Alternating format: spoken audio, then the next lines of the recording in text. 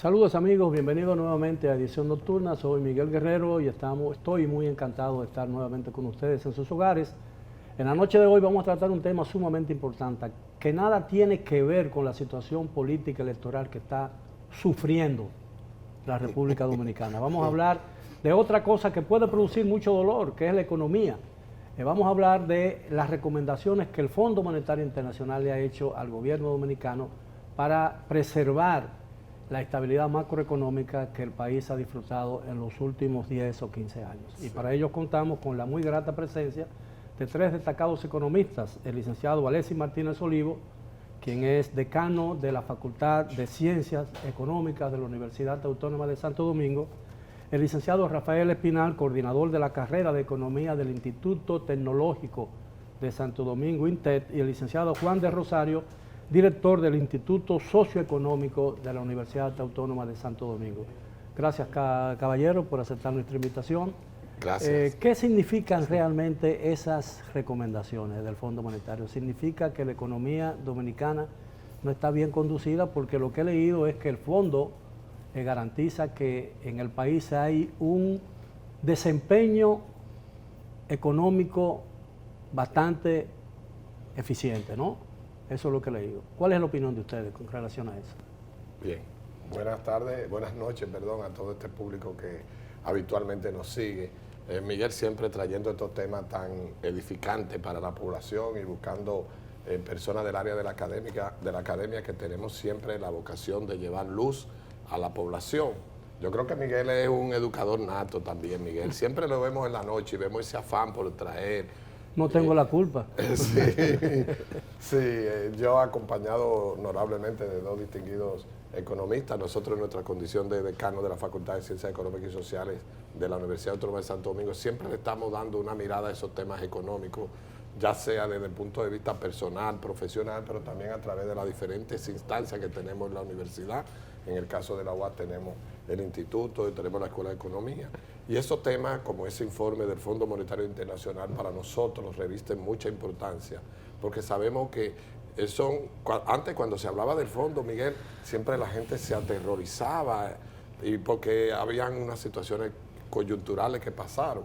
Ya nosotros en el ambiente dominicano nos estamos acostumbrando a que cada cierto tiempo viene una comisión del fondo, hace un análisis. Bueno, que el país es miembro del Fondo Monetario Internacional. Como miembro dentro de esa congregación de países, y tenemos que saber que somos también deudores, en cierta manera también nos debemos a rendir informes de cómo marcha nuestra economía. Y en ese sentido, el fondo hace un análisis muy interesante. Como bien señala, da aspectos muy positivos desde el punto de vista del manejo macroeconómico en cuanto a la continuidad de algunos elementos que el fondo entiende que están correctamente, pero a la vez hace unos llamados que son los clásicos llamados que el fondo normalmente hace. Señala muy bien el Fondo Monetario Internacional la característica de nuestra economía, que sigue creciendo dentro de los aspectos que ha venido creciendo en los últimos años. Señala algunos aspectos interesantes, pero hace unos llamados que en cierta parte coinciden con nosotros, ya lo habíamos conversado con Juan, en cuanto a la necesidad de hacer algunos cambios, algunos ajustes que podrían facilitar que nuestro país... ¿En qué consisten esas recomendaciones realmente? Sí. ¿El fondo está recomendando cambios en la política económica del gobierno o no? Sí, realmente sí. Es importante destacar que esto se hace en el marco de un informe que rinden los economistas del fondo a su board directivo, o sea que no responde a una supervisión condicionada. Ellos centran la atención en 4 temas, obviamente después de destacar en el informe los elogios para el desempeño de la economía dominicana. Sin embargo, dice que hay 4 temas que son de preocupación. Uno es el tema fiscal, obviamente; otro el tema de la seguridad social; el otro el tema del sector eléctrico, que sigue siendo y la deuda, un fardo, y la sostenibilidad de la deuda. Son los 4 temas. En el tema impositivo ellos abren un poco y entonces identifican 4 áreas. Hablan de la necesidad que tiene el país de aumentar las recaudaciones en un 3 a un 4% del PIB. Eso quiere decir llevar la presión tributaria de un 14, 13.5 a un 17. que todavía está estaríamos por debajo de la de la media. media de correcto, de la América media Latina. que estaba en 21%. También plantean la necesidad de ampliar la base del ITEBI, obviamente. Reduciendo el ITEBI. No plantean reducción de ITEBI. Plantean la unificación de las tasas porque, como usted recordará, en la última reforma del 2012 se plantearon tasas escalonadas. Por ejemplo, las grasas comestibles tienen tasa de un 16. Pero eso es muy distorsionante, evidentemente. Obviamente que sí, obviamente que sí. Igual, ampliar la base, ¿qué nos queda? Nos quedan algunos medicamentos y algunos productos del sector agropecuario. Y también plantean el tema del gasto tributario. Sí. Ellos dicen que ese gasto tributario no está yendo a los más pobres. 221 mil millones de pesos para que la gente tenga una idea, 19. cuando se habla del gasto tributario, estamos hablando de las exenciones fiscales. Claro. Exactamente. Que el Estado dominicano le concede a ciertos sectores. Pero Miguel, en esa parte, el fondo ha insistido en eso y algunos organismos internacionales. Pero eso hay que tomarlo con pinzas, porque una gran parte de esas exenciones son las exenciones del ITEBIS.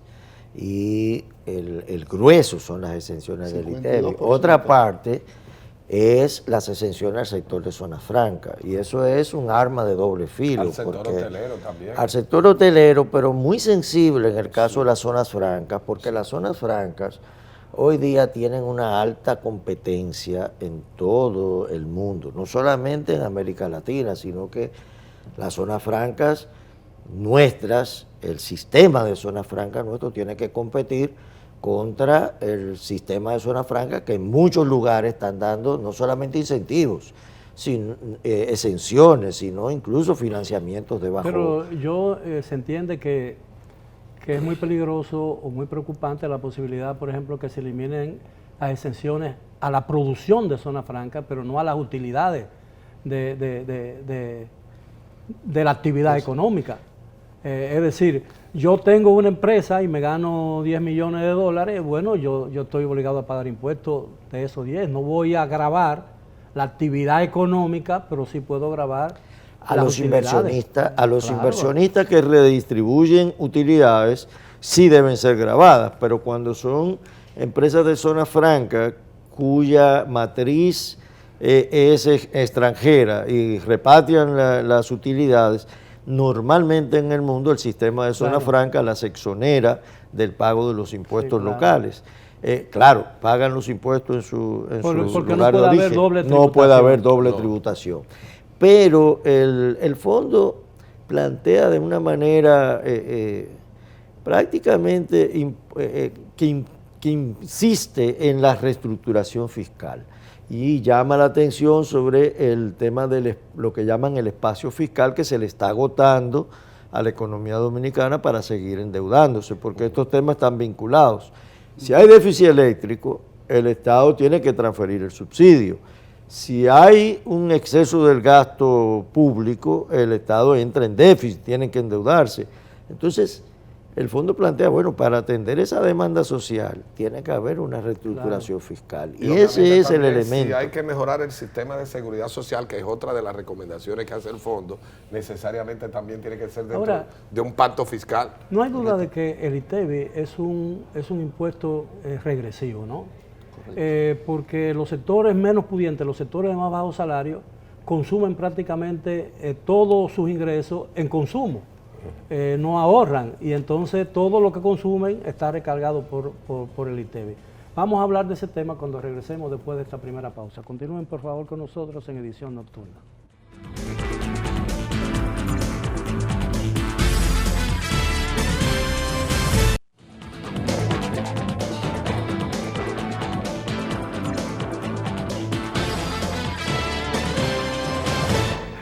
Bien, estamos de regreso aquí en Edición Nocturna y estamos conversando sobre las recomendaciones que el Fondo Monetario Internacional le ha hecho al gobierno dominicano a través del Banco Central. Evidentemente, hay una buena impresión, por lo que yo he leído, de los resúmenes que se publica a través del Banco Central, de las recomendaciones que formula el Fondo Monetario Internacional. Hay buena impresión en la comunidad financiera internacional sobre el comportamiento de la economía y el manejo de la economía. ¿Cuáles serían los puntos más débiles de la economía dominicana que pudieran, ante una eventualidad imprevista, distorsionar la situación económica o poner a flaquear o poner en peligro, si se quiere, la estabilidad macroeconómica?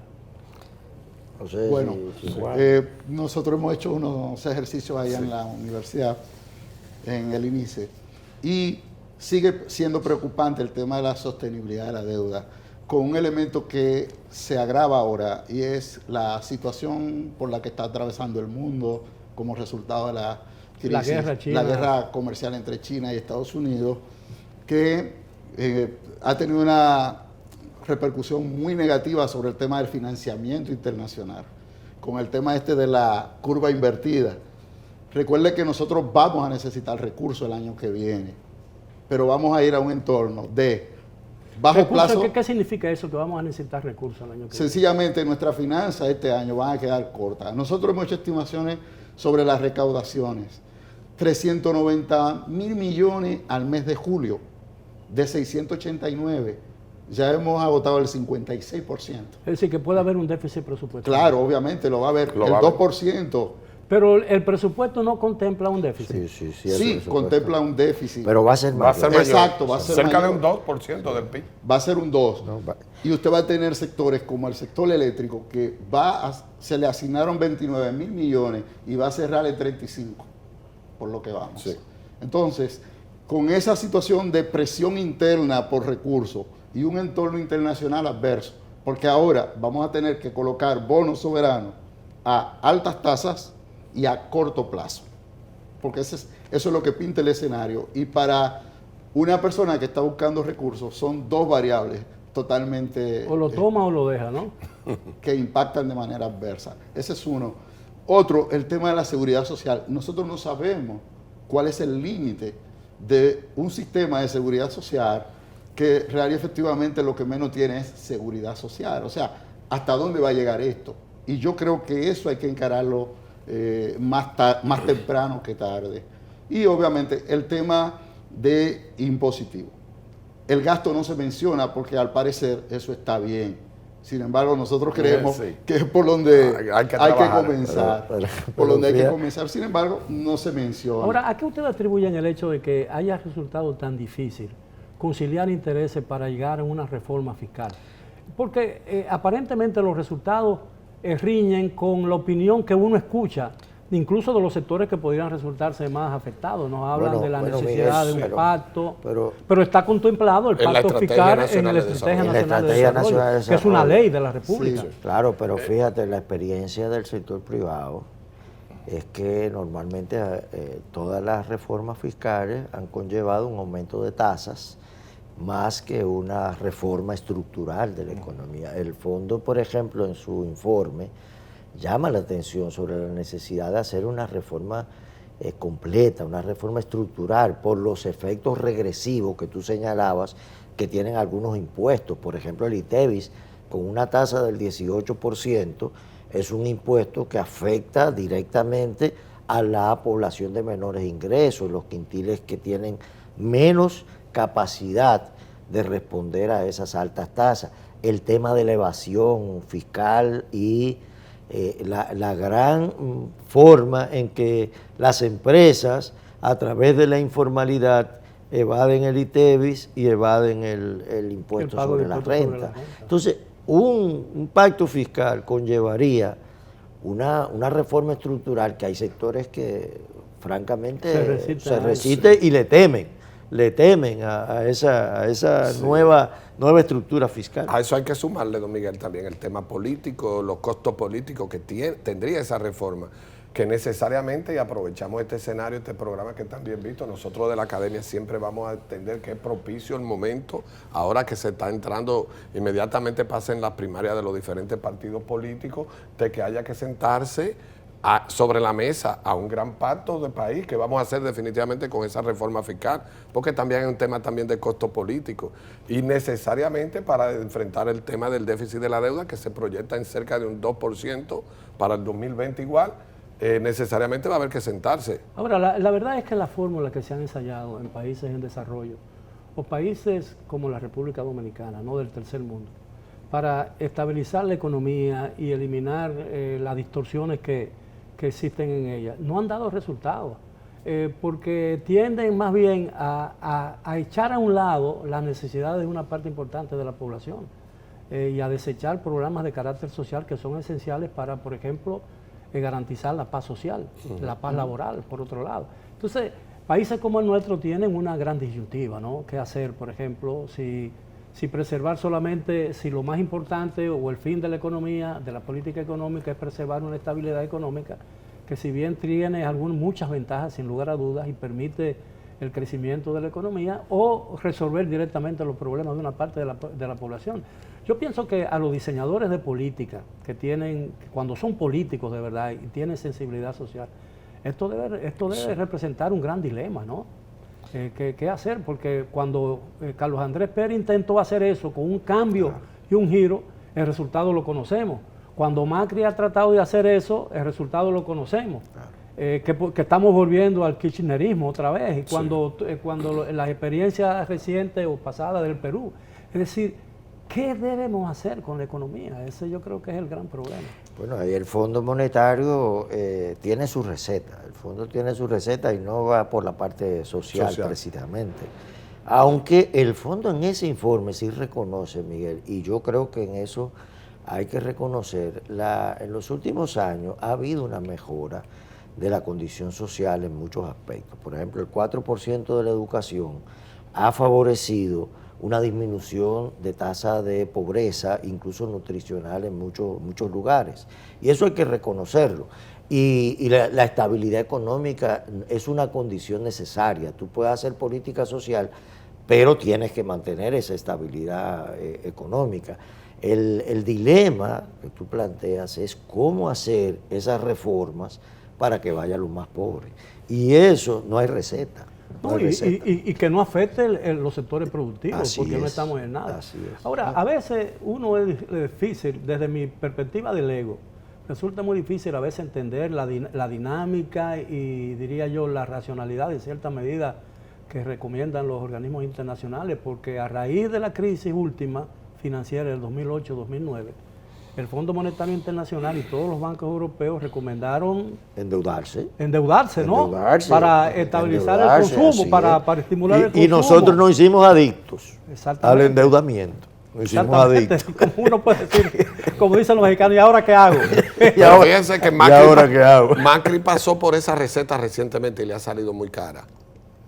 El tema de la deuda, la fuga de capitales que ha tenido, se le está yendo el asunto sobre. Yo pienso que el gran reto es, si en años de los crecimientos más elevados de la región no hemos podido distribuir ingresos, ¿qué vamos a hacer ahora? Porque todo parece indicar que estamos agotando una fase del ciclo de la economía, que es esa fase del ciclo con crecimientos astronómicos. Ahora vamos a crecimientos moderados y descrecimientos. ¿Qué vamos a distribuir entonces ahora?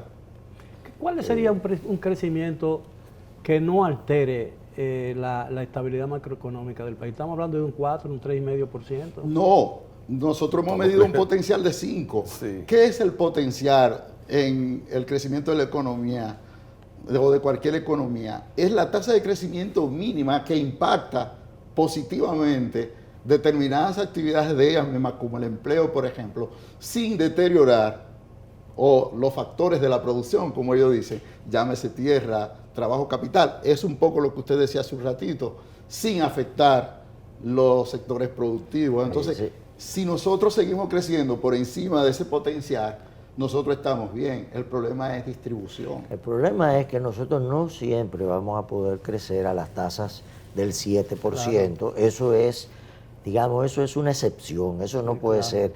Una tasa, incluso en la Estrategia Nacional de Desarrollo, plantea que una tasa continua entre un 3 y un 5% debería ser un objetivo de largo plazo. Claro, porque incluso la densidad demográfica del país ha decrecido. Claro. Entonces tenemos un crecimiento neto superior al de muchos otros países que incluso tienen el mismo crecimiento bruto de nosotros, ¿no? Sí, pero Miguel, es un crecimiento que no se distribuye. Entonces usted lo que va haciendo es que va acumulando deuda. ¿Cuál es la preocupación del fondo? Tenemos un gasto tributario de 221,000 millones que no está llegando a los pobres, y así mismo lo dicen ellos. Eso es un 8% del PIB, ¿no?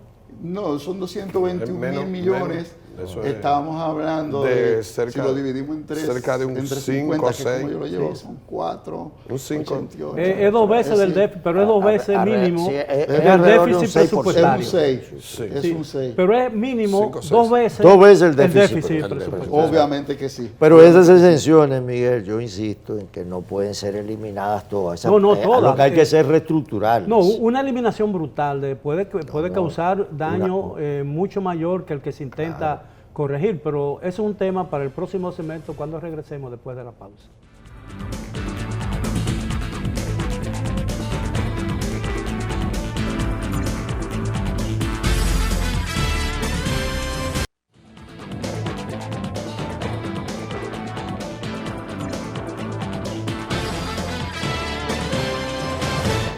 Bien, continuamos conversando con un tema que para muchos parece árido, ¿no? Porque es difícil entender la complejidad del tema económico, especialmente en países que tienen tantas necesidades y tan pocos recursos como la República Dominicana. Evidentemente nosotros hemos podido salir airosos de muchísimos desafíos en los últimos años y la economía ha crecido a veces en situaciones sumamente difíciles, rompiendo muchas adversidades, pero llega un día en que tenemos que ver con realismo. Alguien dijo que quien no es realista, quien no cree en milagros no es realista en este país, ¿no? Entonces, ¿cuál podría ser el milagro de la economía dominicana frente a tantos problemas que se pueden presentar en el futuro inmediato? Que la economía siga creciendo sobre 5%. Y el déficit Pero sea ¿cómo, menos de 1. pero ¿cómo conseguir? Porque la Virgen ya no se aparece, ¿no? Y un déficit de menos de un 1% del La PIB. Virgen ya no se aparece. Sí. Usted dijo Pero, un milagro. pero mira, Milagro. Entonces, pero hay que hacer reformas estructurales, Sí. porque hay temas que se han pospuesto. Por ejemplo, tú tienes el tema del déficit del Banco Central. El Banco Central tiene que emitir certificados a altas tasas de interés para pagar los intereses de los certificados anteriores. Entonces, Pero saca dinero de circulación. y saca Pero dinero de circulación. ese dinero que saca de circulación tiene vocación de irse afuera, ¿no? Tiene, y tiene el agravante de que al tú tener altas tasas de interés y esas altas tasas de interés comercializarse a través de los bancos son una bobina Claro. de capitales que se mueven para tener alta rentabilidad y encarece las inversiones. Es un sistema que encarece. El dinero Entonces, es caro aquí, ¿no? es carísimo. Entonces, el fondo, ¿qué dice el fondo? Hay que volver a la ley de recapitalización del Banco Central, que se ha estado incumpliendo, pero eso implica más impuestos. Entonces, estamos en una situación donde, bueno, tú tienes que desmontar un problema de la deuda interna del Banco Central, pero eso implica un problema fiscal. Y esa reestructuración de la economía no va a ser un proceso Pero fácil. ¿estamos bien encaminados o no en la búsqueda de una solución de los problemas eventuales? realmente no. ¿Por qué? Porque hemos estado haciendo, todas nuestras reformas han ido en la dirección de parche o de aplicaciones parciales y la visión tiene que ser integral. Nosotros no podemos hablar de una reforma fiscal si hablamos solamente de impuestos. Tenemos que hablar de gasto. Nosotros no podemos hablar de sostenibilidad de la deuda si cada día nuestra estructura productiva sigue siendo más débil. Uno a veces dice no voy a coger más, pero la realidad... Claro. Porque el país no ha caído en mora No, y sigue pagando, ¿no? Por eso nos prestan, Sí. porque estamos pagando. Esa es la verdad. Así. Ahora, Benjamin Franklin dijo que al nacer la gente solo tiene dos posibilidades, la muerte y los impuestos, ¿no? Así es. Entonces, los impuestos no han sido nunca nada extraño en la vida de ningún país. Incluso en la Edad Media se pagaba impuestos. Y la independencia de los Estados Unidos Y se hizo por un vamos- problema de Por un impuestos. problema de impuestos del té. Y vamos más lejos, don Miguel. Si mira los países que han logrado mayor calidad de vida, la presión tributaria es altísima. Mientras no le pongan impuestos al frito verde, no tienen problema conmigo, ¿no? No hay problema. Pero lo cierto es que la economía dominicana, yo creo que tiene un buen motor en el crecimiento. El problema son los desbalances que hay en términos sociales, por un lado, en términos de que la política del Banco Central, que ha sido muy efectiva, ha estado subsanando los déficits que por la parte del gobierno se generan por no tener suficiente capacidad de atender la demanda social. Entonces el Banco Central tiene que jugar el papel con su política monetaria ha contribuido a la estabilidad. Ha contribuido a la estabilidad y ha sido una política con un costo, obviamente, sí, pero una política que ha mantenido esa estabilidad necesaria y que ha evitado los estallidos que pudieran presentarse por el déficit fiscal. Ahora, la proximidad de un proceso electoral, mucho más complejo que quizás todos los otros procesos que hemos atravesado en los últimos años, ¿puede representar algún problema para el desenvolvimiento de la economía o no? De hecho, ya el fondo lo reconoce cuando dice las situaciones externas e incertidumbres internas. Sí. Y el único elemento de incertidumbre interna que hemos tenido aquí en los últimos meses ha sido el tema político, el proceso político. O sea, que ellos lo reconocen. Sabe manejar el léxico. El fondo. Sí, incertidumbres internas. ¿Sabe que hay un elemento que recomienda el fondo que pasa un poco soslayado, que es el tema de hacer modificaciones a la reforma de la Ley de Seguridad Social o mejoras a la seguridad social?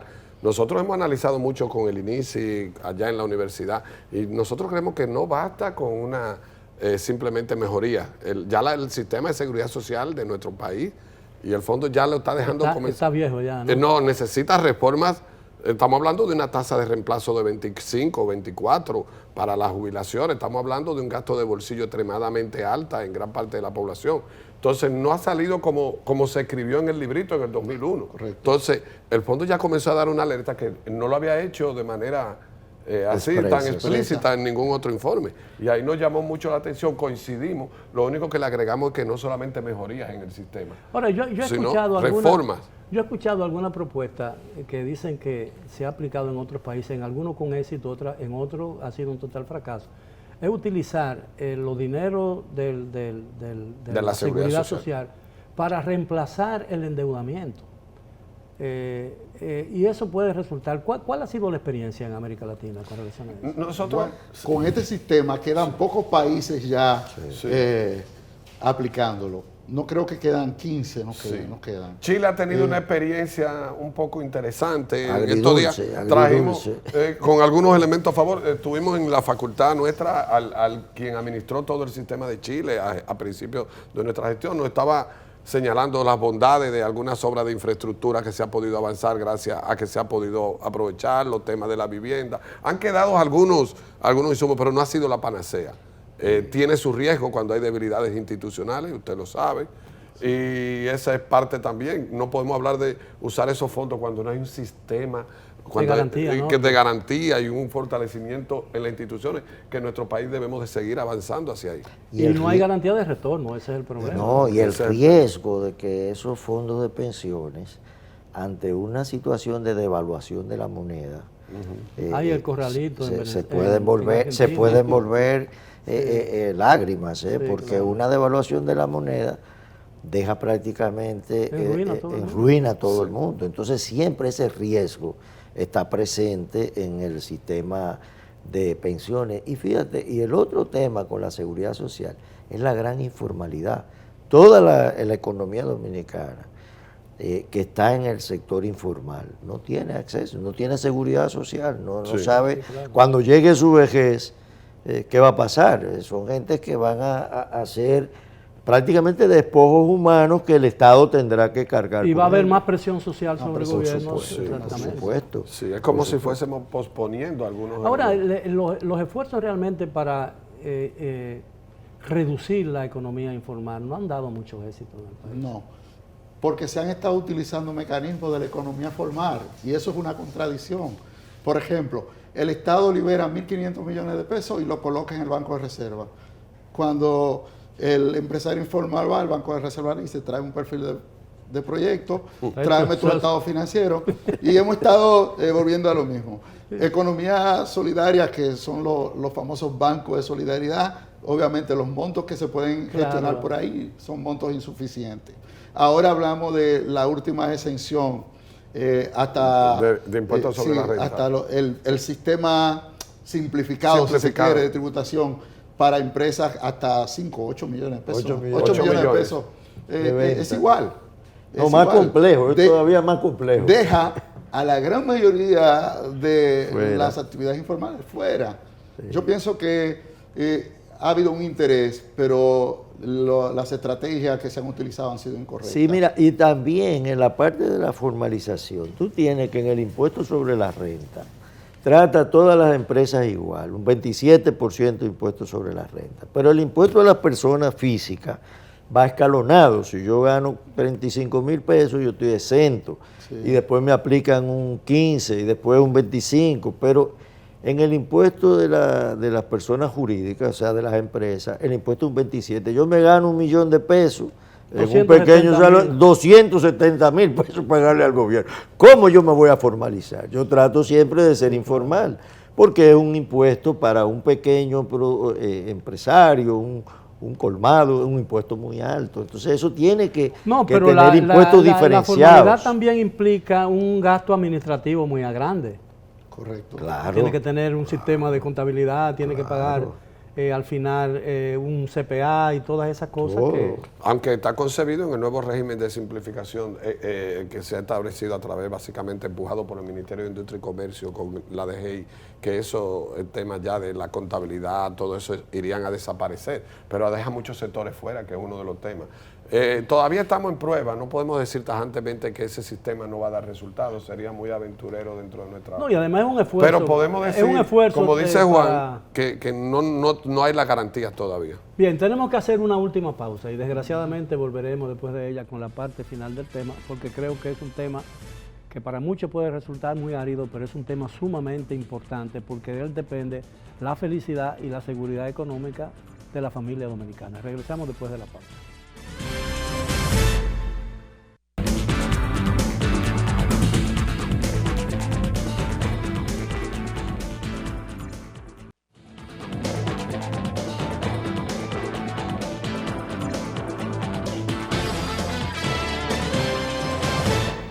Bien, llegamos ya a la parte final del tema de esta noche, las recomendaciones del Fondo Monetario Internacional.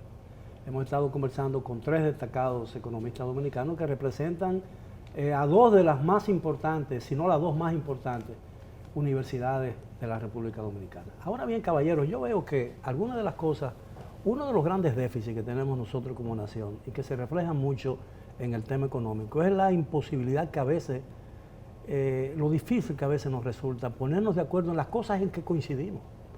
Y yo no he visto nunca que cuando se está planificando, por ejemplo, y usted oye el discurso de un partido que individualmente coincide con el discurso de otro partido, pero al momento de sentarse a la mesa de negociación, esas coincidencias no aparecen. ¿Cómo podemos resolver el tema si todo el mundo cree que la responsabilidad de la economía es solo del gobierno de turno, cuando es de todos los sectores de la economía dominicana, ¿no? Yo solamente quiero decir, sí, Alex, la base de la política dominicana al parecer es la disidencia. Es decir, aunque estemos de acuerdo, estamos en desacuerdo. Sí. Entonces, eso hace mucho más difícil y es un tema de cultura. Incluso se va a la planificación porque todo el mundo dice, no, yo solamente voy a planificar hasta 4 años. Yo creo que el ejercicio de planificación más larga después de aquellos los 70 que se ha hecho es la Agenda 2030. Y hay mucha incertidumbre sobre si esa agenda, si se producen cambios políticos en el país, vaya a continuar. Y que deberían prohibirse las pausas del almuerzo cuando se está discutiendo, porque correcto, en la mañana nos parecía que estamos de acuerdo, nos vamos a almorzar y cuando regresamos hay que comenzar de nuevo. Así es. O sea, la pregunta que usted hace, don Miguel, sobre cómo ponernos de acuerdo, quedó evidenciado cuando se hizo la misma Agenda 2030. El espíritu era precisamente ese, que todo lo que salga de ahí sea el proyecto Nación. Sin embargo, viene otra cosa, que es otro aspecto importante, que es llevar eso que se quedó plasmado a la realidad, que parecería que con la agenda se iba a resolver. Pero por el temor o por la mezquindad de no darle al adversario el mérito de la ejecución de una buena medida. Lo mismo pasó con el pacto eléctrico. El pacto eléctrico se llegó prácticamente a acuerdos, pero siempre hubo desacuerdo, en el fondo siempre. Y eso prevalece. Y eso prevalece, y al final nadie quiere aparecer como que está de acuerdo con el otro, entonces se niegan las firmas. Pero lo peligroso de eso es que al final esas recomendaciones del fondo y ese tipo de necesidad de reformas terminarán haciéndose, yo pienso, en el próximo gobierno, bajo la sombrilla del fondo y no bajo una discusión de los actores nacionales. Y eso sería... Eso es eso lo podría peligroso. Eso sería... Ahora, hay razones para uno sentirse optimista, pesimista o medianamente ambas cosas con relación al futuro a corto plazo de la economía dominicana. Pues estamos amenazados de algo que pueda realmente alterar el curso de la economía. A corto plazo, Juan, lo hemos hablado siempre, a corto plazo hay aspectos optimistas, a corto plazo. El tema del crecimiento, el tema de la inflación controlada, todos esos elementos, pero a largo plazo el tema de la deuda nos genera lo que estaba señalando nuestro amigo Espinal sobre el tema de que sea el fondo que nos imponga a largo plazo la agenda, y ahí es lo delicado, entonces ahí entra la parte pesimista. Es más como, Juan, una especie de a corto plazo optimista, pero a mediano o largo plazo podemos decir que podemos Entonces, estar optimista corto y pesimista medio, se da medio optimista, medio pesimista. Yo pienso que en el corto plazo nosotros la economía puede reencauzarse. Ahora, aquí nada más hay un solo pacto, es el pacto fiscal.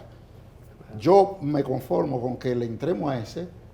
Pero Y luego, el pacto fiscal depende del pacto eléctrico, por el efecto que tendrá el pacto eléctrico. No, al revés. Al El revés. pacto eléctrico. No, bueno, hay quienes dicen lo contrario.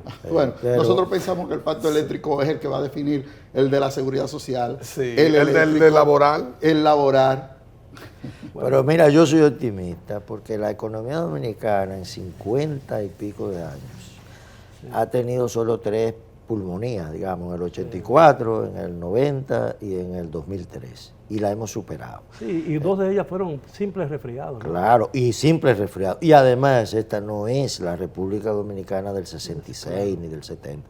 Esto es una economía que ha sido, con todas estas debilidades, ha sido una economía que se ha transformado. Y yo tengo la esperanza y veo las cifras y la diversidad de la economía dominicana, de que nosotros, superando estas debilidades estructurales, podríamos tener 50 años más de crecimiento. Y además yo creo que aquí hay un sector privado muy consciente de la realidad y que tiene una visión muy optimista de la República Dominicana. Y el dominicano es próspero, el dominicano claro. es emprendedor. Sí. Finalmente mi preocupación es, dice un refrán, guardar pan para mayo. Sí. Si en crecimiento ¿Para mayo o para el invierno? o para el invierno, bueno, si en crecimiento no hacemos los ajustes para guardar parte de ese crecimiento, entonces cuando vienen las crisis, ¿qué vamos a guardar? Esa es mi preocupación. Además el problema es que un pesimista en el fondo es un optimista, Así pero es. bien informado. Bien informado. Así es. Así, caballero, muchísimas gracias por la amabilidad de aceptar nuestra invitación y también las gracias a nuestros amigos televidentes. Esperamos que el tema haya sido de su interés y los esperamos como de costumbre mañana a la hora de siempre. Hasta entonces.